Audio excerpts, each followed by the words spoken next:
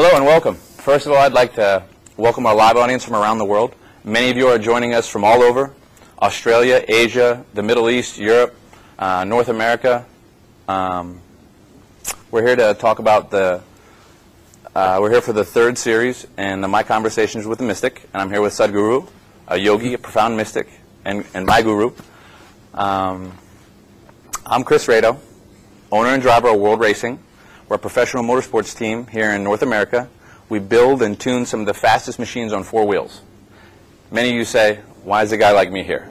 Well, let me tell you, about 4 years ago, life looked so good on the outside, but on the inside, it wasn't so good. I was a professional racer struggling just to keep myself alive.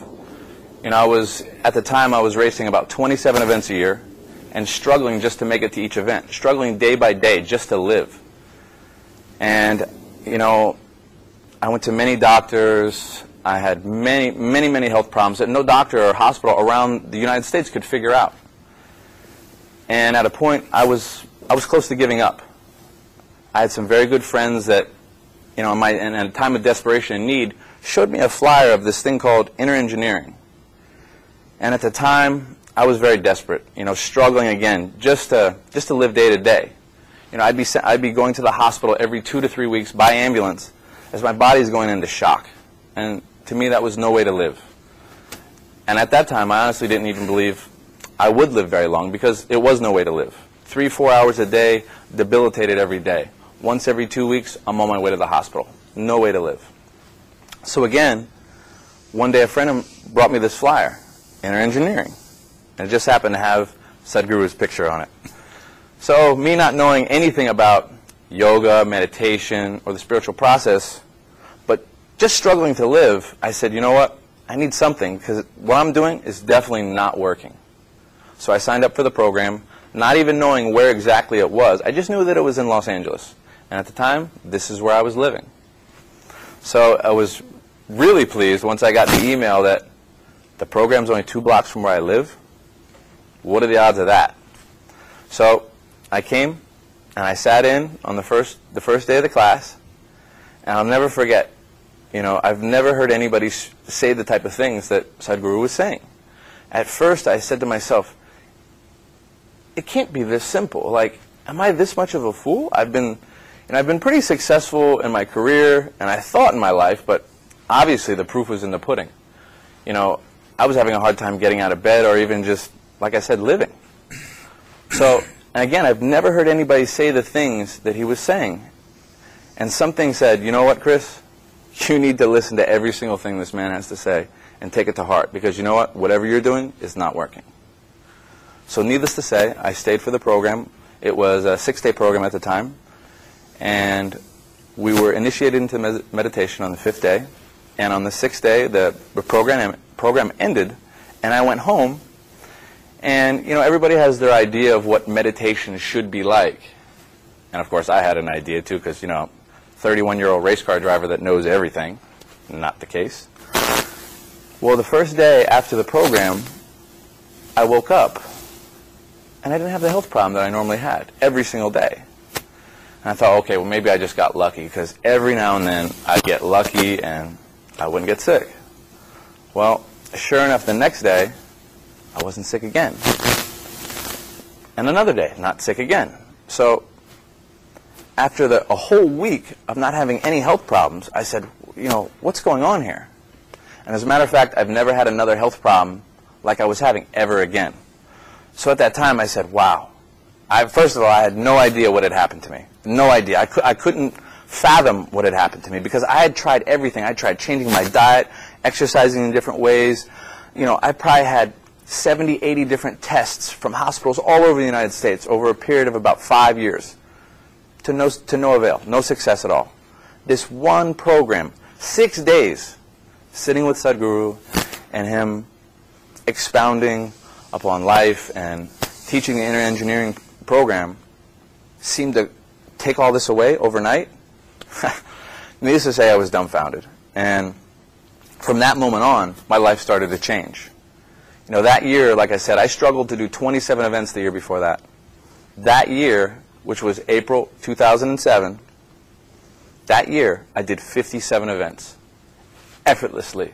I never had another health problem, and from that moment on, I said, okay, I'm on this fast track now, and I gotta find out more about what's going on here. How did these changes happen to me? What was done to me? What happened to me? And, you know, to this day, I'm still kind of boggled about that, Sadhguru, to be honest with you, you know. And, I mean, first of all, you know, I'd like to ask you, what did happen to me? Because I still don't know. I just know that all of a sudden, life seemed to get really easy, and I didn't have the problems that were holding me down every day, you know. And that's why ever since then, you know, I'll do whatever I can to help volunteering and be a part of the volunteer network. I mean, it's been such an honor to work with everybody at Isha and get involved in the different programs and whatnot. And I was hoping maybe you can tell me what really did happen to me, because I'd love to know.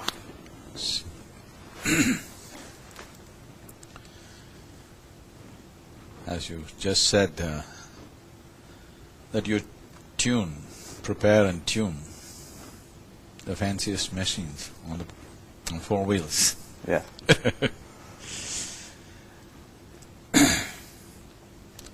So the cars that you tune and drive, same cars are being driven by any number of people on the street. What they can do on the street and what the same car does on the racetrack, touching close to 200 miles per hour. For people who don't understand what that is from other parts of the world, it's 340 to 350 kilometers per hour. So, to make a machine function like that, same machine, it's a certain level of tuning up, isn't it? So we just did a little tune-up on you. Seems like it was a big tune-up, to be honest with you. Seems like it was a big tune-up, but I can't tell you how grateful I am, and you know, it's been a wild ride. It really has. Ever since then, I've been to your ashram in India. I've been to your center here in the U.S. I've been to Kailash. I've pretty much taken every program you offer, and just always thirsting for more, because this life keeps getting better now. And you know, here I thought I had everything figured out, and it turned out that I didn't have anything figured out. I just knew how to turn the circle a little bit and press the pedals, but even that wasn't going to get me anywhere, because I was flat out. My race car was out of tune. It was misfiring constantly, spitting out oil. So I can't tell you again how much of an honor it is to be here with you. And I know many other people are with us from around the world. And you know, I have some burning questions, and we're also going to take some questions from our audience that have been submitting them over the past 2 weeks. And if we have time at the end, we're even going to take some questions from a live audience. But first of all, I have to ask you, how was your experience today?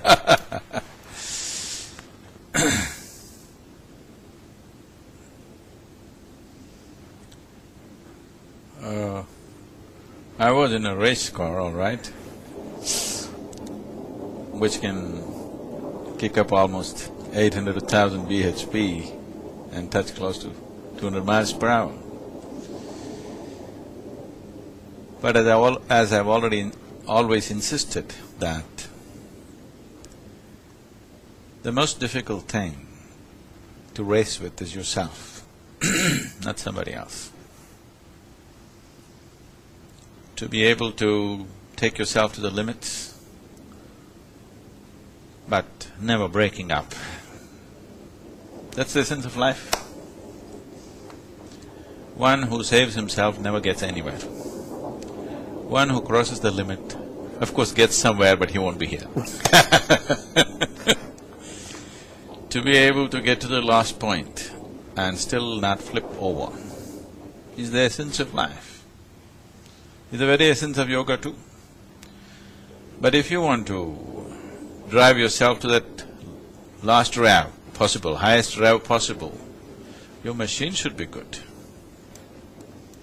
You must keep this human mechanism, which is the most sophisticated machine, not your car, you know. As I'm learning, as I've been learning. All those gadgets, all those machines came out of this machine. Yes. It's just a small manifestation of this. Yes. So to keep this one tuned up, so that it can rev at the highest rev and still never flip over. is a certain understanding of the machine, first of all. The deeper your understanding, the better you do it. So today morning when I was driving, I initially decided, first of all, let me understand the track. I know machines on 4 wheels and 2 wheels, I've done enough of that in my life. So first of all, to understand the track, I was just trying to build it in my memory so that I don't have to think. And the next thing is, I've been in different types of machines, some of them racing ones, but I've never been in such a mean machine till now. That was a mean one. Okay, wonderful. I don't think most people can imagine how much power a car can generate. I mean, they say it on the television and it goes vroom, vroom like an insect. Right, they don't feel it. They don't feel what it is. Yes. And how many things could go wrong in a moment? Absolutely. Everything. Yes, just about everything could go wrong because everything is being stretched to its maximum limits. So that's my life all the time. So you must have noticed that I was not excited because it's still not reaching any place where it would be exciting for me. Just getting used to everything. So hitting some reasonable speeds, but even if I stretched it to 200 or 210 miles per hour, I would find it exhilarating, but not… I wouldn't be panting for it. Right. Because my machine is tuned in such a way, it can take just about anything. If the car plunges into something and that's going to be the last plunge of my life, still this machine will handle itself till it's smashed up, okay? So because I tuned my machines like that and kept, it takes everything well, it doesn't matter what it is. So this is the thing about everybody's life. They want to do many things. Now you want to win a race, you've been in racing as you were saying, but you cracking up. All the time. It doesn't matter what kind of racing machine you have, how much expertise you have, if this doesn't hold up, you're not going to win anything. Nobody wins anything. Success does not come to you because of your desire. Success comes to you because of your competence and your balance. That's something that most people don't work at. They think it will just happen. It doesn't happen like that. I had to learn the hard way. Naturally, by nature, different people are at different levels of competence and different levels of balance. But that's not the point. The point is not about whether you're better than somebody. The point is just about, are you able to use this one to its maximum rev? Can you drive this one at full rev? I'm driving better than you, that doesn't mean anything to me. Taking joy that somebody cannot drive properly and you looking at him and thinking you're a great driver is a silly way to think.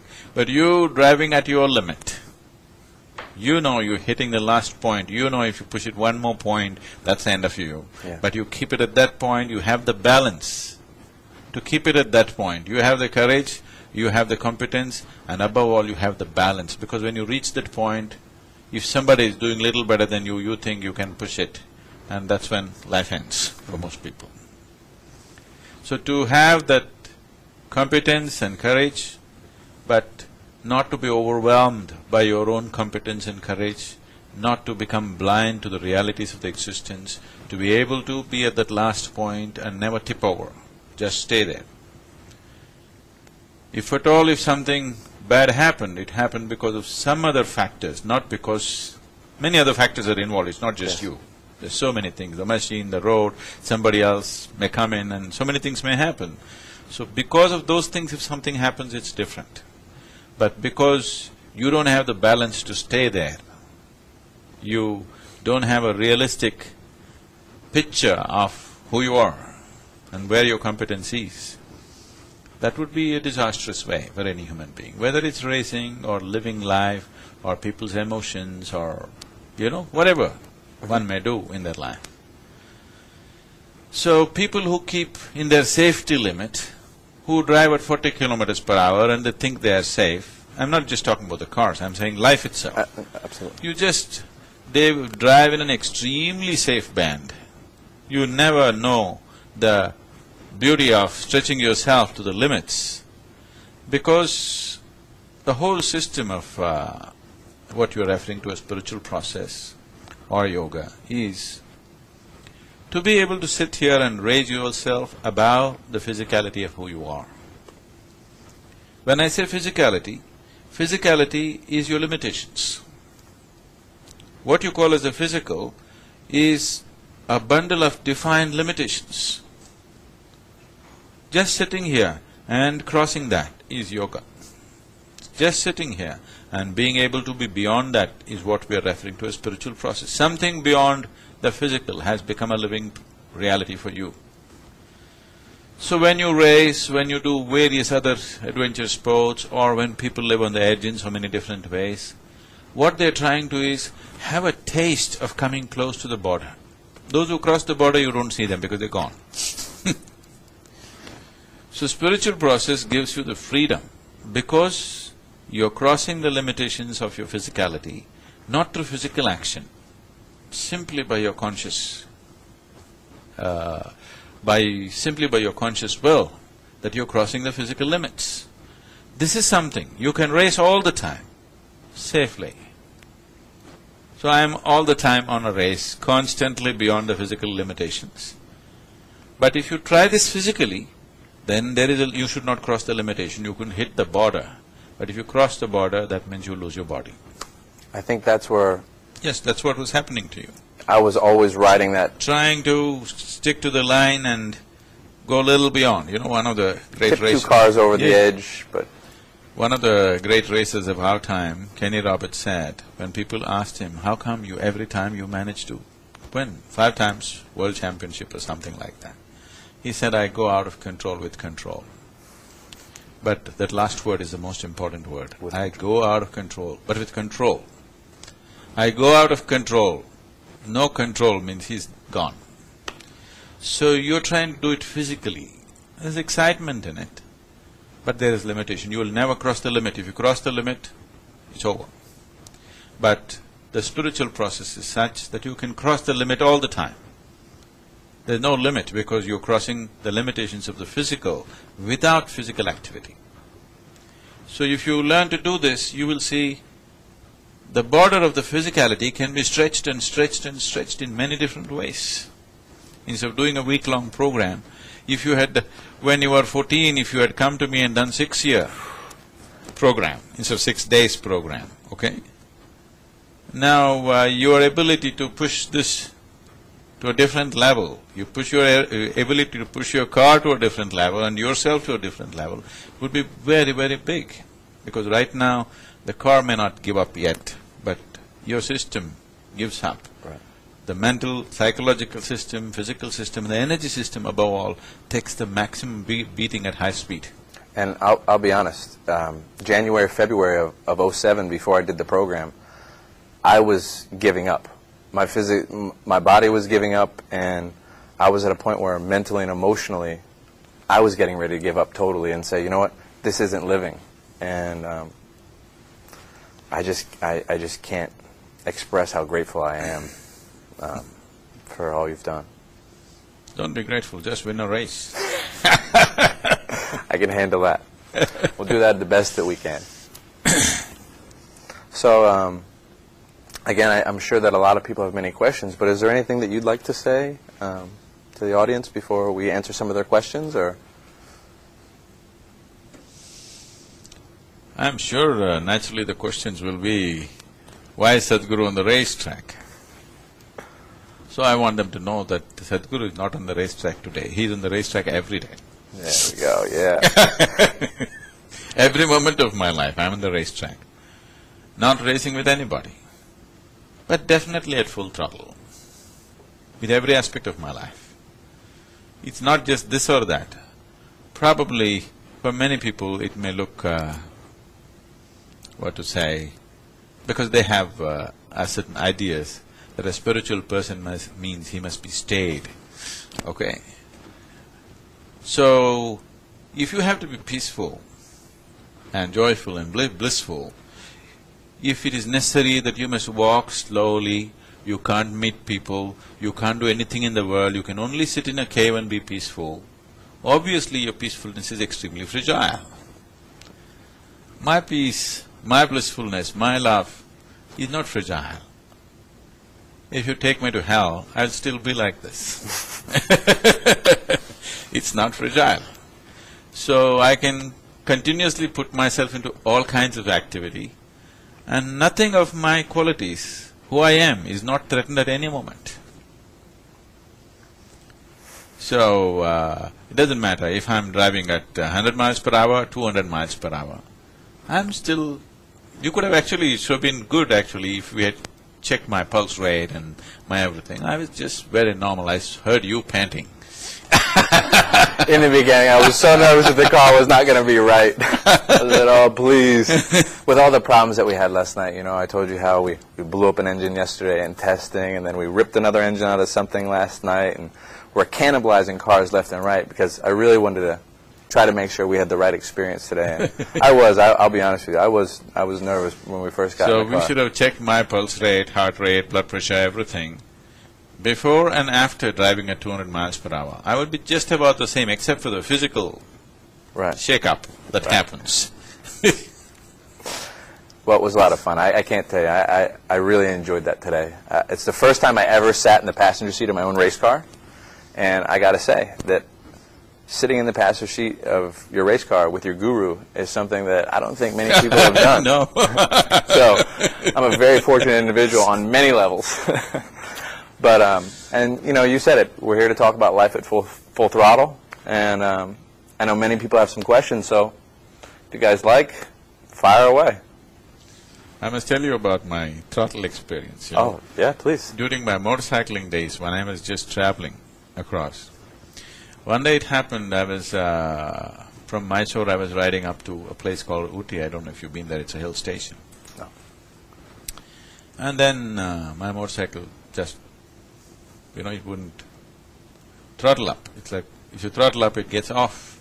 It floods and gets off. Wasn't a Toyota? No, it's a motorcycle. That's a joke.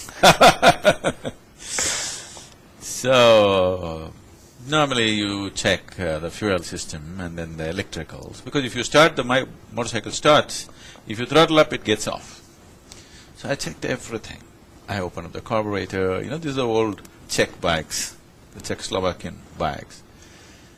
Nothing. Then there was a farm close by, and I went and made friends with them, and because it was getting late in the evening, it's a wild country, it's like elephant and tiger country, that place. So my wife was also riding with me at that time, and so we went into this farm and we set the motorcycle problem. So that guy also was a motorcycle enthusiast, and we went in and we stripped down the whole thing, checked this, checked that, everything. Nothing, everything is proper. Then they said maybe the alternator is not charging properly, and we took it back and got it charged and brought back. 24 hours it took to do that. Whatever we did, it didn't start. And after 1.5 days of looking at just about everything in the bike, we discovered these bikes used to have like a brass needle for the throttle, you know. When you throttle up, the needle comes up and goes down. And the top of the brass needle has a pin which is held by the throttle wire. And that pin has gotten cut. So, then we discovered after 1.5 days of literally scanning the whole bike that the pin is cut, everything else is fine. How does the pin get cut?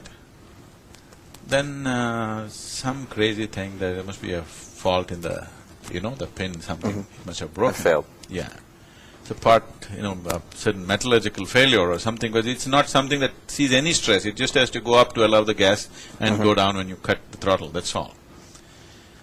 Then this happened to me 4 times in the next 2 years. I was the only guy that inside my headlamp I would always have 2 brass pins. Spares, because I over throttle all the time. I hold up the throttle at the full and I'm not happy the way it's going, and I want to throttle more, and I'm cutting the throttle pin. That's more than full throttle, isn't it? That's why they were braking. I was stretching it beyond its thing all the time. That's lovely. Hey, that's a great problem to have. And, you know, it's funny because that's the kind of stuff that happens to us all the time. Not that kind of problem, but, you know. In those times, I always thought, I want to ride something, I want to drive something that I can't handle. Today, I think I was close to that. You handled it pretty good. You handled it, and especially for your first time, there's only been one other person that's driven that car, and they are a 15-year veteran professional race car driver, and they got out of the car saying it's absolutely the fastest thing they've ever driven, and quite scared of it. So you did fantastic. It was pretty awesome. First time I was handling a machine that like a brute, I couldn't handle it yet. It was exciting to watch, you know, even over the first couple laps, it was very clear that, you know, you were meticulously picking away at every little detail, because there's so many things going on in the car. Yeah. Not just the car, but the car, the track, there's so many different things that are happening. No, as the speed levels cross, the number of forces working upon the machine are just changing. It's a dramatic shift. Most people may not realize you driving at 80 miles per hour, you could do so many things and nothing happens. You just do 120 and over, suddenly the dynamics Totally are different. You cross 160, 170 and suddenly the dynamics are very, very different. And you better do exactly what happens to happen there, right? So, I mean, I would have needed much more time, probably to push that machine to its fullest and be able to handle it totally. So it was good that I was driving something that I can't handle. Always I'm disappointed with the cars that I'm driving, however big they are, however powerful they are. I can handle them effortlessly. So this was a machine that I was struggling to handle. Well, I'm glad you enjoyed it. And I'll tell you what, luckily, I know a guy that's always got a race car that's ready. So if you need to get back in, and you always know where to go. So. What are the questions? Okay. First question. First question is, if by doing meditation I become peaceful, satisfied, won't I lose my hunger to do something worthwhile?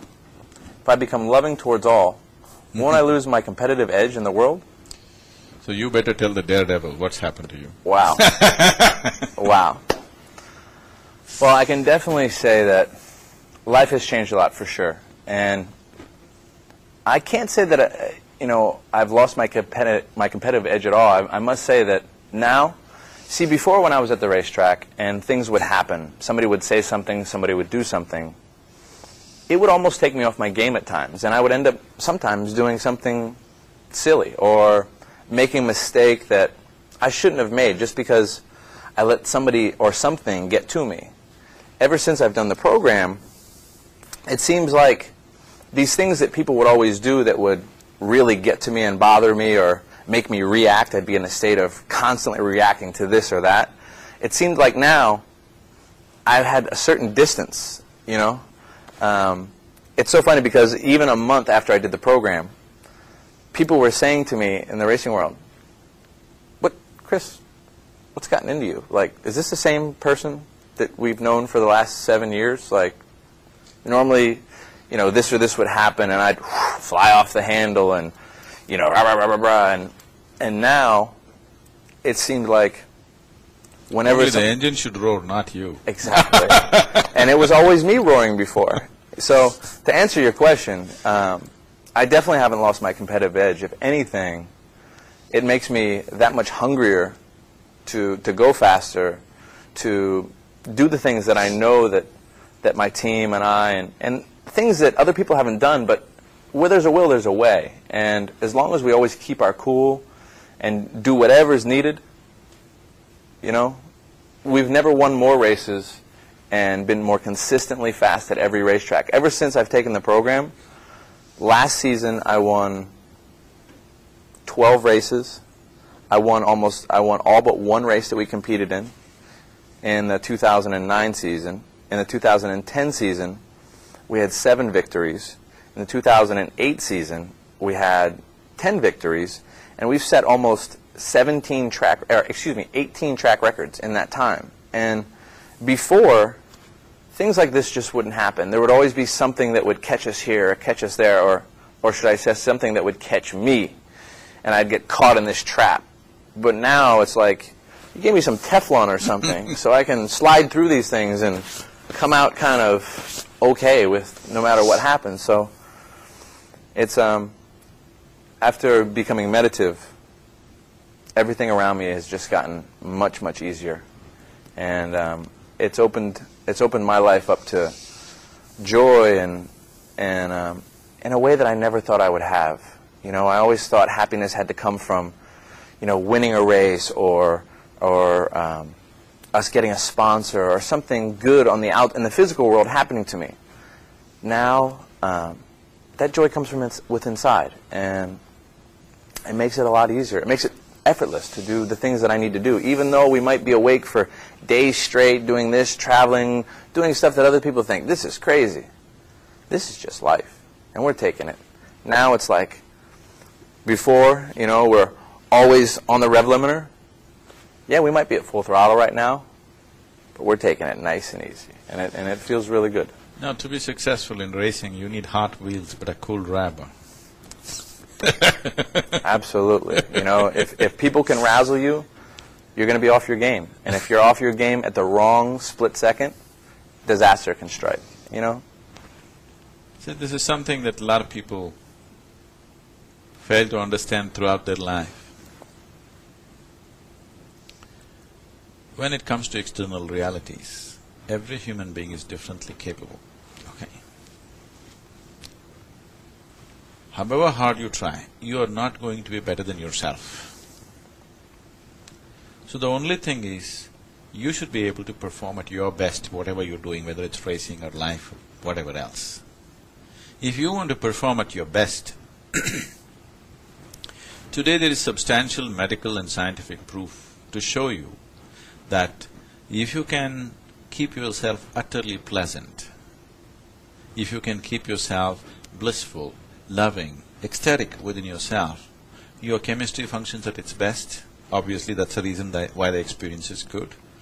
Your mechanical systems in the body functions at its best, your brain, your intelligence functions at its best. There is substantial scientific and medical evidence to prove this.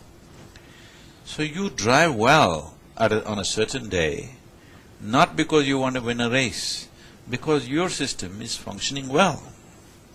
People think they have to pump adrenaline into their system, get excited and drive, and somehow manage to win. I would say, if you just look at all the machines, if some of the machine is better than what we're driving, that's a different thing. If they're equally paced and you look at people, before you start off, you should know anyway you're going to win, because you know what this machine can do or cannot do. Or before you start off, you know anyway you can't do it because today somebody is anyway better than you, you know. You know, a very classic example of that, in the late '90s, they were doing testing on the NASCAR drivers, and they were checking heart rates and things of the sort in the morning before the race. And always, consistently, Dale I've already done that. Okay, that's good. Dale Earnhardt Sr. consistently was always calm and cool as a cucumber. Was always had the lowest heart rate, had low blood pressure. I mean, he always was the calmest and coolest, and it showed, because you know what? He was in my eyes, he's the best NASCAR driver that ever lived. You know, and that should speak volumes of it, and that's why they called him the Intimidator, because nothing got him. You know, he was always like this, and because of that, you can only drive to your limitations. You cannot drive like somebody else.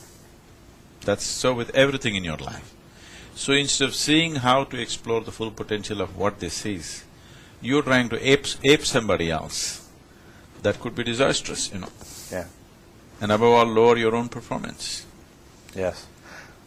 You know, and you also mentioned that, you know, when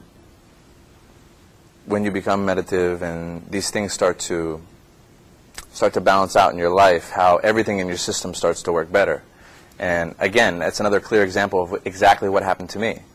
You know, I was struggling just to maintain my weight before. I mean, I was eating all sorts of food, and for some reason I I was forcing myself to eat food, and I was eating a lot of food, but I was struggling to maintain my weight, and I would need to sleep 8 to 12 hours a day. I mean, I could not get out of bed unless I had to be at the racetrack before 11, 12 o'clock in the afternoon. I mean, it was... Half the day's over by then. Yeah, sometimes 2 o'clock.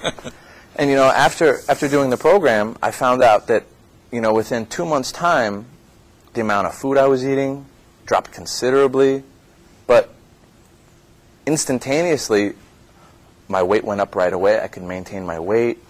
My sleep quota went, I mean, skyrocketed down. I went from, you know, 10 to 12 hours a day to 4 to 6 hours. And I just kept saying, you know, this is too good to be true. Like, I wanted to get on the top of the tallest mountain and scream, like, I know some of you are suffering out there. Please, come do this. Please, you know, look at me. Please learn from my experiences. Learn from the pain that I went through, the suffering. Like, nobody should suffer, you know, especially like I was suffering.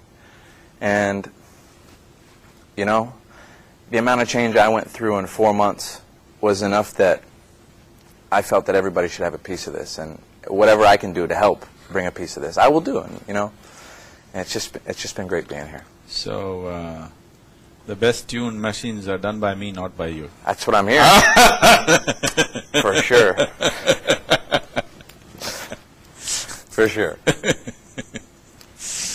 Well, do we want to go to the next question? Okay. How does one decide between risking one's life for thrills and playing it safe for family and other obligations? That's yours. Oh, wow. Well,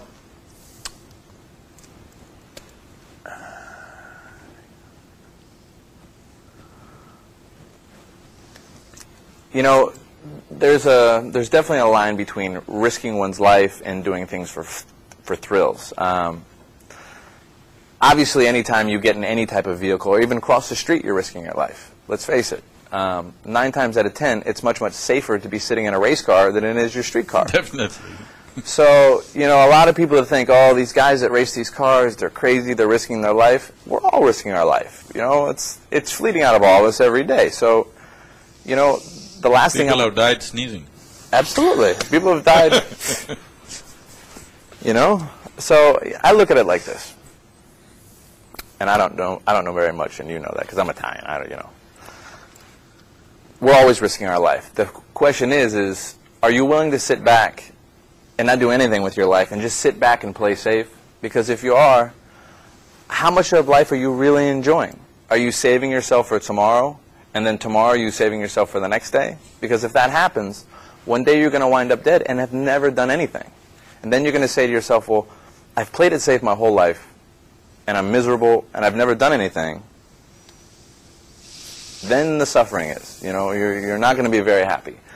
On the other hand, if you go out and ride wheelies all day and do things above and beyond that are, let's face it, can be flat out stupid, you know, you have to understand there is a fine line in racing and doing anything between doing something, going overboard, or playing it safe.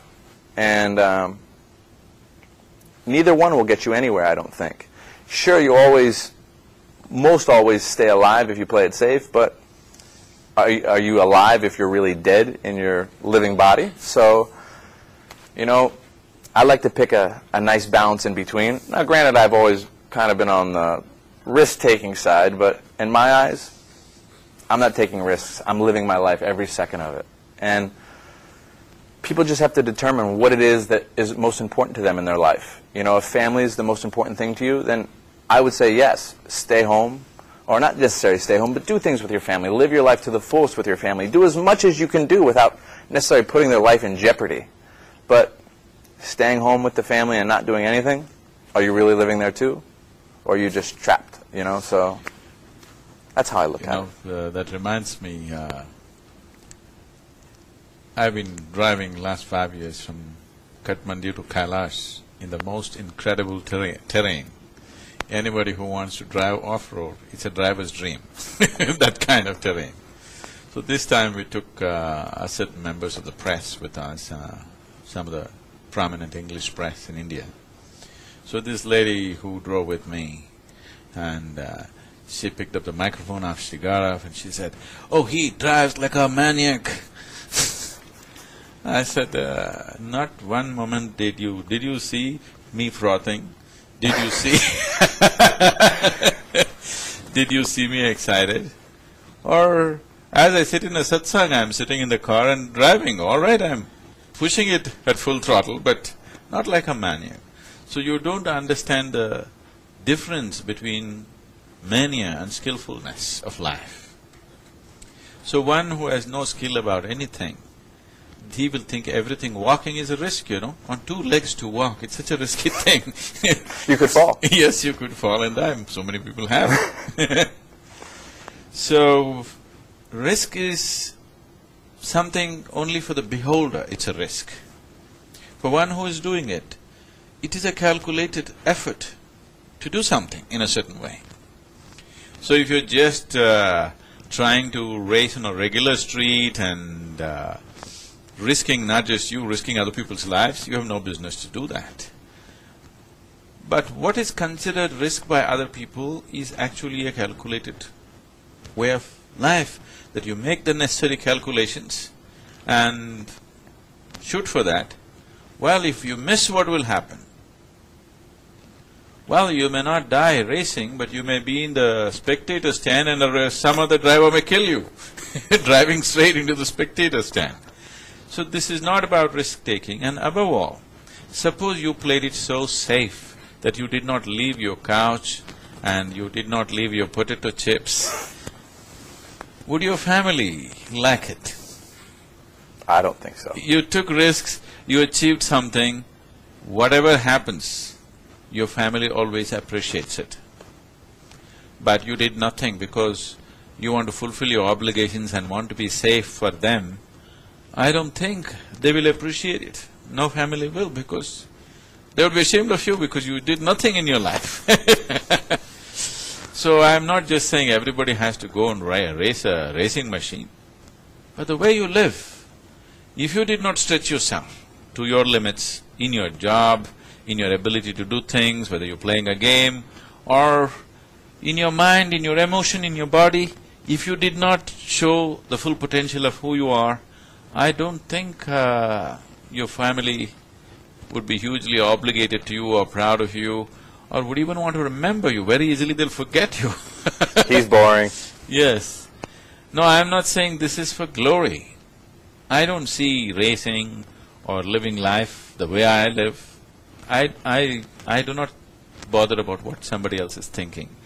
Actually, when I was young, I had opportunities to go into competitive sports, but I participated on a sidetrack but never went into the competition because somehow I didn't like that whole atmosphere of people desperately wanting to win and some people crying because they did not win. I just thought, for me it was just, stretching myself to the limit was the only fun.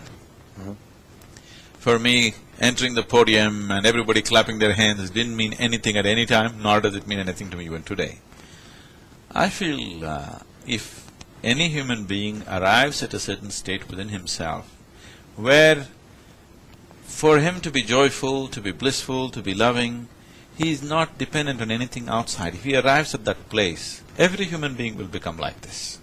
What it means is, today morning, when we got into this machine, just flip the 3 switches and touch it, boom, it roars. Suppose it doesn't roar, you do many things. If it doesn't at all, then it needs to be pushed.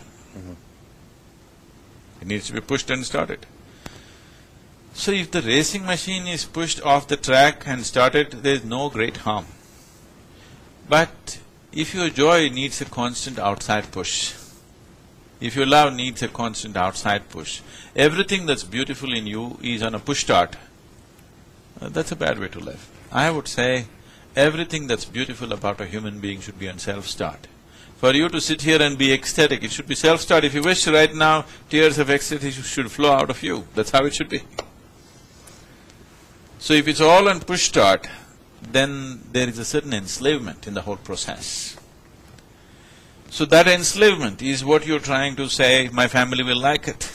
Your family will not like it. No human being appreciates it. Even your family will sit and watch somebody else's racing on the television. Yes. They won't sit and watch you sitting on the couch, eating potato chips and getting big. They're not going to sit and watch this with, with excitement. They're also going to look at the television, you're also going to look at the television. Somebody else living their life to the fullest. It's time. It's not necessary that every human being has to go on a racetrack or jump off an airplane or do something. Different people have different competence, different types of competence and different types of inclinations. Whatever is your inclination, whether you're just pushing paper in an office or you're just running a simple family, even there's opportunity to take yourself to full rev. In a simple family life of husband, wife and 2 children or 1 child or no child, whatever, even there every day, every moment there is an opportunity to live your life either full throttle or engine switched off because it's safe. No, you must live full throttle. Full throttle need not necessarily mean being in a racing machine. I can honestly… You get that? Yeah, I get that. I think we're going to take a quick break, and I think they're going to show the trailer one more time real quick. Okay. I would like to see that.